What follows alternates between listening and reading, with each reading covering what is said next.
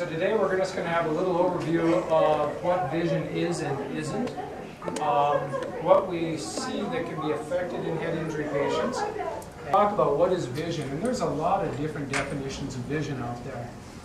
But my favorite definition is up top here, and I've actually amended this a little bit since I put this presentation together. But vision is the end result of the integration of our senses that leads to our understanding and interpretation of, and here's my variation, of first ourselves, secondly our environment, and then guides us in our ability to interact with our environment. That's vision, okay? It's as simple as that. And obviously, it's truly not that simple. It requires input from the eyes, of course. It requires input from the vestibular or balance centers.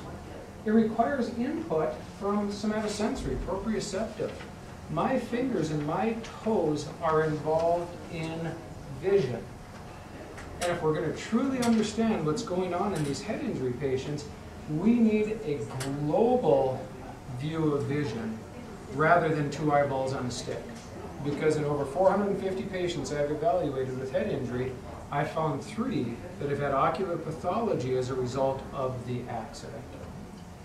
And so the problem is not in the eyes, okay? This statement down here on the bottom is the truest statement I will ever speak. If anybody ever tells you that 20/20 is good vision, you have been lied to. 20/20 measures your ability to sit still in my exam chair in a light-controlled environment looking at a high-contrast chart at letters that are not moving and name them. It's a measure of static visual acuity, okay? And a lot of people get hung up on, well, they see 20/20, there's not a problem. Well, in these cases, most often that is not true. If you would, please. So we as humans have bimodal vision, and those who have studied the anatomy of the brain typically think that we go from the eyeballs to the optic tract, to the chiasm, through the optic radiations, back to the lateral geniculate nucleus, and then to the occipital cortex, where the images are formed. And it is true that 80% of the fibers that leave our eye take that route, okay? But we have a second pathway called the ambient pathway, and I'm going to talk about that one first because it's the one that acts first. In the ambient pathway, after we go from the optic nerve to the chiasm to the optic tract, when we get to the lateral geniculate nucleus, 20% of those fibers will descend and most of them go to the midbrain. From there, it's really interesting that input to the midbrain goes in right next to the vestibular input to the midbrain. There's a good reason for that. The brain is taking those 2 bits of information. It has to put them together to make sense of our world. So the ambient pathway, what is called the where is it pathway, is responsible for spatial orientation, posture, balance, and movement. How many here have seen head injury patients have problems with those areas? If you've seen more than a dozen, you've seen patients who have had problems with those. This occurs in the preconscious. This isn't something that we think about, and this is the fast system. Our brain is taking information from eyes, vestibular, and proprioceptive and putting it together into a solid concept of self before the image is ever formed in the focal pathway. So the focal pathway, what is it? It's the identification pathway. From eyes to occipital cortex, it deals with detail, discrimination, and attention. And this happens in the conscious. It's our interpretation, noting that that is Marty's face sitting there in the front chair. I'm going to pick on you tonight because you're the one name I can remember. And it's really and this is relatively slow. So think about it. If I close my eyes and I open them, my brain knows where you're at before it can identify you. It has to, because it has to direct my eyes to you. I have to carry out a series of eye movements from eyes to nose to chin, and you've all seen the studies, if you've seen the psychological studies on vision, as to the eye movements to recognize a face. And then that image can finally make sense. But I've got to get my eyes there first, and that's the job of the ambient pathway. Next, please. So, what is a vision evaluation? Well, refractive error. Are you nearsighted, farsighted? Do you have astigmatism? Do you need a bifocal if you're old like me? The eye movements, We have to look at the pursuits, which is the smooth eye movements. We have to look at the saccades, which is the eye movements that we use to rapidly shift to one to another and also with reading. The divergence movements, how well can our eyes turn inward and outward together. Okay? We have to look at extraocular muscle function, which is very often involved in these cases. Very common to find minor palsies of the third and fourth cranial nerves. The ability for us to fuse the images together, taking the image from the right and the left and put it together. And that's not as easy as it sounds. How well can we focus if we're under 45? A standing body posture. When's the last time anybody had their eyes checked and that doctor got you out of the chair to examine you? That's part of vision. You need to be looking at that. Gait analysis, that is a vision-derived activity. Dynamic fusion. Not only can you fuse those images when you're sitting in the chair, but can you do it when you're walking across the room? Because it's a lot harder to do it under dynamic conditions than it is when you're seated in that chair with all of that somatosensory feedback to help you know where you're at. Okay, and of course eye health. We need to make sure those eyes are healthy. Most eye exams are going to do the top and the bottom. A few good ones are going to look at these, and the rest of this just unfortunately is not done nearly enough, especially in the patients who are complaining of problems. And honestly, my field is still relatively unaware of a lot of this. So it's changing, but it's slow to change. Next, please. So what do we find in these patients who are having difficulties in head injuries? Well, almost every eye I see can still be corrected to 20/20, and most of the eyes are healthy, so they're fine, right? How many have read the reports that say the eyes of the patient are fine?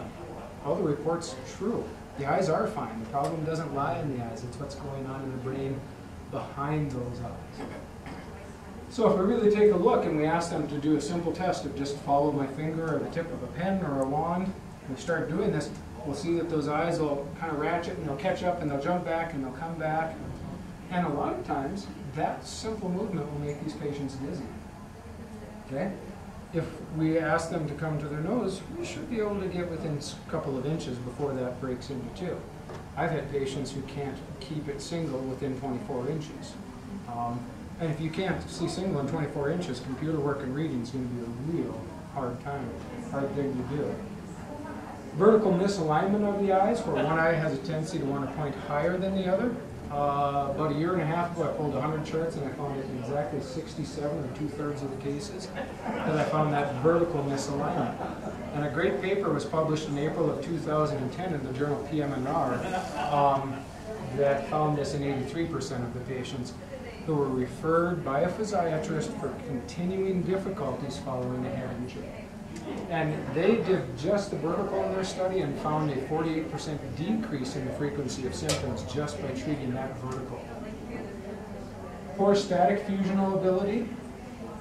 Again, can we put those two images together? Poor posture, and this is one I'm really going to hit on.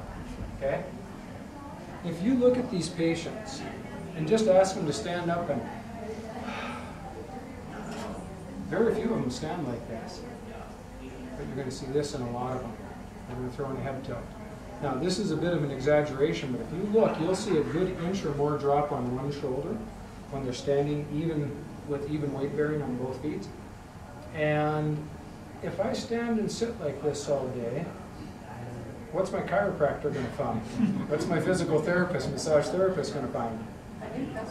A lot of issues. Because we've got that unequal muscle tonus, left to right and front to back. This is a three-dimensional thing. And poor dynamic fusional ability. And this one, I have my patients walking, and I've got a crazy carpet in my office. My patients hate my carpet because it moves. So I have them walk, and as they're walking, that carpet will shimmy. Some say it runs in, some say it runs out. I had one lady that couldn't step foot in my office because my carpet undulated 3 feet. She didn't know where to put her foot. And that's because she cannot take that image from the left eye and that image from the right eye and put them together. She's got this going on. Those two images are moving relative to one another, and there's only one way the brain can interpret that. That has to be moving, and you will see it move. And that's one of the major problems in these patients is they just can't quite put it together. Next, please. So symptoms that these patients are going to have. Headaches is very common. Blurry vision. They've just been to their eye doctor. They've got 20/20 with their new glasses. I still can't see, doc. But you're 20/20. You have good vision, right? Wrong. That's always a trick question. You can have 20/20 and have terrible vision. Eye strain and fatigue, particularly with reading and computer work, which so many people do these days, working on the computer. They'll report if you start to ask, when you read, do you ever see the words move around? Or all of a sudden they just kind of jumble or jump. Sometimes they'll just disappear and come back. And a lot of patients are hesitant to tell you these things because a lot of these patients are wondering if maybe they're going a little bit crazy. But if you start asking, you'll get a lot of these symptoms out of them. Most of them, if you ask when they do their grocery shopping, they'll tell you midnight or later. Because if they walk into that busy grocery store at 5 p.m., there's no way they can handle that. It is such an anxiety-provoking reaction that they'll turn and walk out. A couple of my patients have complained that their husbands are really getting tired of takeout from the drive-thru because they just can't get to the grocery store to shop. Sensitivity to light, not only sunlight, but fluorescent lights. A lot of these patients with poor fusion are sensitive to the 60 hertz flicker in fluorescent lights. They'll actually see that light turning on and off. And that, if you've ever been under one where a ballast is going out, think of that happening constantly, every fluorescent light you're under. This is another one to really ask about. So, you've been bumping into doors, tables, chairs? Yeah, I have. And if you ask them which side, 90% of the time, that's the direction that their visual perceptual shift has occurred in. And we'll touch on that a little bit more. Dizziness, nausea, poor balance. What is dizziness? Is there a PT in here? So, what is dizziness? As far as how they present, or what causes it? Could be anything. It could be an eye problem. It could be brain problem. Basically, it comes down to its miscommunication between vision and vestibular. That's what it is. It's a sensory conflict. And people who don't have good coordination of those can't read in cars because their vestibular is telling them one thing, but their visual is seeing a perfectly stationary environment. It's car sickness. Okay? Poor concentration, inability to multitask, inability to even complete tasks is another symptom that you commonly see in these patients. But I deal with the visual. So if it's not accurate, it no longer matches the other senses. And now we have conflict between vision and vestibular and proprioceptive or somatosensory. And I apologize to the PTs, I misuse those terms. So, sensory conflict, which sense do I believe? I'm standing here. I have to know where I'm at in relationship to my world to know how to stand. And if my vision, vestibular, and proprioceptive are all giving me good inputs, I'm going to be pretty much perpendicular to gravity, as long as the floor is relatively perpendicular so I don't have to make an adjustment. I'm not going to be leaning forward or backward. I'm not going to be tilted right or left. And my head should be in a primary position as well. The problem is, when vision is no longer accurate, we don't trust vestibular and proprioceptive, we tend to trust vision. And vision is our guiding sense. It's the one we depend upon the most. It's the one that we trust the most. So we're going to believe our vision, even though it's the sense that is wrong. So, if visually my center is here, I'm going to stand with fairly good posture. Now my posture is not the greatest in the world, but let's pretend it is. But what if I visually believe that this is my center? I'm going to go for it. Because that's where I need to be. Now my problem is I'm really weight bearing on my left, and I'm about to tip, so I'm going to throw this in, so I can get some of my center of mass back over, okay, but I'm trying to get here over to that midline, where it is seen visually. And so there's that shoulder drop. And when I walk, I'm going to have to fall heavier on the foot that my center of mass is more over. So if you ask these patients to get up and walk, most of them are going to fall heavier on one foot or the other because their center of mass is shifted, because the perceptual sense of center is shifted. And here we go, it leads right to the symptoms. Poor balance, dizziness, nausea, poor control of our eye movements. We cannot have good eye movements without good input from vestibular that agrees with vision and vice versa. We just simply can't. They're interconnected. I saw a thing on PBS here about a year ago that I absolutely loved. It was a gentleman at Stanford. He says, we do not have 5 senses plus vestibular. We have 1 sense with a whole lot of inputs to it. Because we're constantly trying to combine all of that information. It's not like they exist in isolation from one another, nor can we really, except under laboratory conditions, look at them as if they're in isolation. Okay? And so what happens is we don't know where we are anymore. To know where we are, vision, vestibular, and proprioceptive all have to be saying the same thing, here I am. And when they conflict, now we don't know where we are. Next, please. So, vision revisited. Here's another way to look at vision. There's 5 major steps to vision. Now, recent research shows us that half of our brain is wired for vision. We have 26 primary visual areas and 6 accessory visual areas in our brain. There are over 400 connections between those 32 areas, and they're all bidirectional. Okay? There's nothing simple about this, and I am just starting to get a grasp on a little bit of this. But we can break it down into 5 steps. Step 1, where am I? Okay? It's referred to as ego center, and this is derived from ambient vision, which of course requires input from vestibular and proprioceptive. So, here I am. I'm the reference point. Step 2, where's my world? How do I know where Marty is at in relationship to me? I have to know where I'm at first in order to really know that. And the podium, and the wall, and here. Okay? Step 3, what's in my world? There's the focal pathway, very slow compared to the ambient. Step 4, planning and initiating interaction with my world. And step 5, feedback during that interaction to make it efficient and achieve the desired outcome. How many people have seen head injury patients who say, I keep reaching for my pen and I miss it? Or I keep banging my teeth on the coffee cup? Or I reach for something in the cabinet and I keep banging my knuckles on the side of it? If you don't know where you're at, you don't know where the pen, the cup, or that cabinet's at. You don't have a solid reference point. Next. So, what do we do with these patients? Well, it really depends on where the problem lies. For a very few patients, just a corrective of even a minor amount of farsightedness, nearsightedness, astigmatism is enough for the brain to bring it back together. And those are the fun ones because they're really easy to take care of. Prisms to compensate for the vertical misalignments. Again, I find that in 2/3 of my patients. If I have one eye that wants to point higher than the other, I'm going to see double. And my brain hates double vision more than just about anything else. So, I've got to get it together. Okay? How can I do that? Well, one way is I can throw in a head tilt. Now I've got better alignment. I'm going to have all kinds of problems through here, but at least my eyes are a little happier now. Not perfectly happy, but they're happier. This is one of the mainstays of my therapy, prisms to alter the perception of self in space. And I'll get back to that at the end of this slide.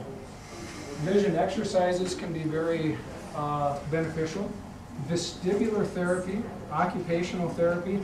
But I got to tell you, I don't like therapies that only focus on one thing.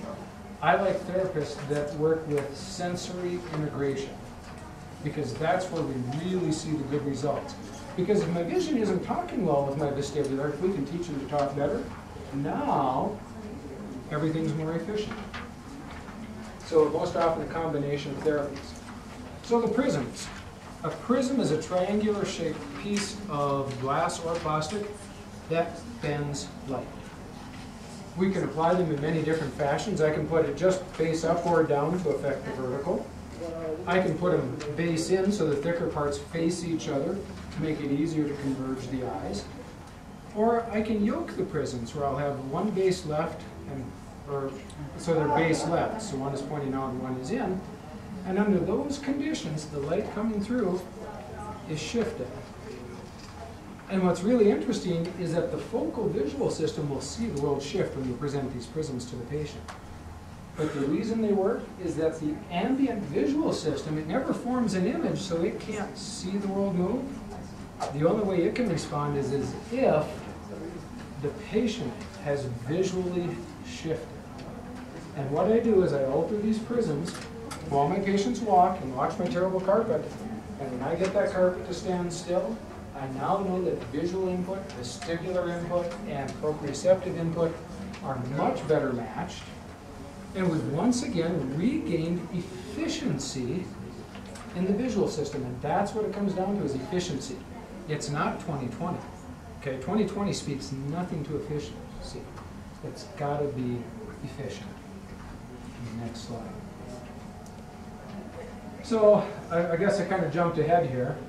So we alter the visual sense of center, brings the senses back into better agreement, better balance, better posture, and yes, posture. Because if visually I think I'm here, I'm going to be here.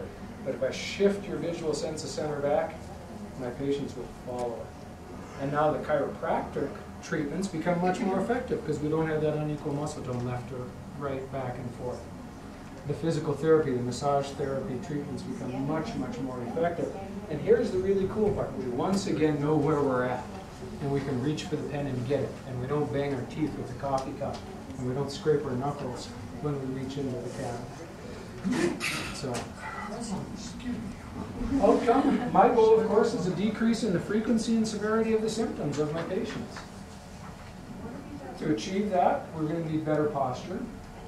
Okay, which leads to the better outcomes of the physical, chiropractic, etc. therapies. Better outcomes of cognitive therapy. Okay, and this one always kind of, you know, theoretically we said, okay, well, it's because we're making vision more efficient, and vision takes up so much of our neuronal activity. But this is a paper, and I only brought one copy here, but it's an open source journal. In January of this year, and in my field, there's not good research that's published for me to stand up here and say, look at all these studies, it's true. Okay?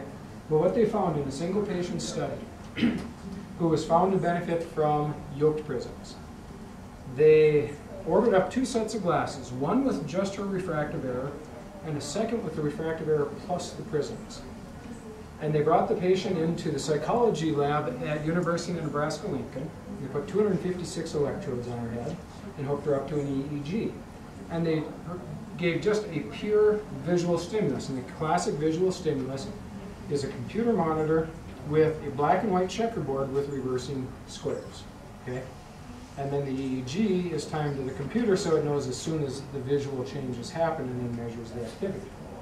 No sound, no movement, no anything. It's a pure visual stimulus. And what we know is that in normals, occipital should light up, and we know how quickly it should light up. Well, in this patient, occipital was fairly dim. There was a 40 millisecond delay in it lighting up. And also, language, somatosensory, and prefrontal cortex lit up to a pure visual stimulus. The brain was trying to see with prefrontal cortex and language. And I've seen patients who stutter beyond belief, and you get the prisms on them, 5 minutes later, they're cool as a cucumber. It is the coolest thing. I've only had 3, but nothing gives you the chills quite like that. So, using the wrong parts of the brain to process visual information. They stopped the test, changed the glasses, put the prisms on, waited just 30 minutes, repeated the test. Nothing lit up in somatosensory language or prefrontal. Occipital lit up, and that 40 millisecond delay was no longer there. So this changes, in one patient anyway, but I'm quite certain we're going to find that in a lot of patients, it changes the pathways the brain is using to see and frees up the other parts of the brain to do what they're supposed to do. And now it makes much better sense to me why these patients do so much better in cognitive therapy. So I think that's the last slide. So this technique, it's powerful, it's fun. I have the best job in the world, and I'm sure there's lots of people here that would like to argue with me, but from my standpoint, I do. And we really make some very, very good changes for the patients. It's not the cure-all and end-all to brain injury management. This is one piece of the puzzle. It truly takes that team to get these patients better. But in those patients that are stuck and not responding like you expect them to, you might want to consider this as a piece of that puzzle. Questions? So you get a treatment with 30 minutes, this person have 30 minutes of treatment. Are they glasses that they wear? They look through for 30 minutes and let their eyes adjust? Or what's the process? It's not the eyes that are adjusted. The eyes are simply tools for the brain. The brain is moving my eyes around, okay? Causing the brain to adjust. So what's changing is the pathways the brain is using, okay? And that better relationship between the major inputs to that ego center, where am I, which is required for us to be able to fuse those images, have smooth eye movements. All of the things we've studied in binocular vision for the last century in optometry really has as its foundation a well-functioning ambient visual system. So when that falls apart, so does a lot of other things. So we get them in the prisms, and it's a bit of an adjustment for the patients. It's not like they just put them on and go, ta-da! My patients hate me for a few days usually. I tell them, stick with it, stick with it. And when they do, a few days later, all of a sudden, they really start to see some really nice changes. 30 minutes a day? No, I have my patients wear these full-time. Full-time. And average patient will need them for between 1 and 2 years. They'll probably have between 2 and 4 or 5 lens changes over that 1 to 2 years. Because as things start to change here, now the prisms are too strong, which is just as bad as not having them. And the symptoms come back. So the patients come in, we find out what it takes to get that good communication between the senses. We remake the lenses, they wear them for a while, things are good, here come the symptoms again. And it just kind of becomes that cycle until they come in and we find their best without the prisms now. Once they're cured or they're well, so how permanent is it? I have had 6 patients that I have dismissed who have come back and needed them again for between 3 and 6 months, and then I haven't seen them back since. So it seems once I get them out of them, they're out of them. Now, that doesn't mean all the issues are solved, but at least that major ambient issue is. And like I say, that is the foundation for a lot of other things that happen in the brain. If you show this to a patient with a visual-related difficulty after a head injury, they won't like this. I've had patients have to vomit upon looking for this. I had one patient who I had to catch from falling over because she was going straight for the ground. Now, that's not an average response. Most patients just look and go, yeah, I don't like that. But if you're going to show this to patients, and I got a whole bunch of them here, feel free to take one. This is actually probably about 80% effective at picking up visual difficulties following a head injury. And it's just that simple. And the reason is because of the sculpture of the lines? Exactly. What? If your eyes are doing this, you see this moving. You know it's not moving. Correct. But your brain says it's moving, and all of a sudden you have this realization, I can't trust my vision, and that's very disturbing. You know, and they won't be able to say, oh, I can't trust my vision, but they'll put that thing away. So I have it prominently displayed in my hallway with the crazy carpet. It's kind of a torture chamber, but when I get a patient comfortable in there, I know I've done the right prescription.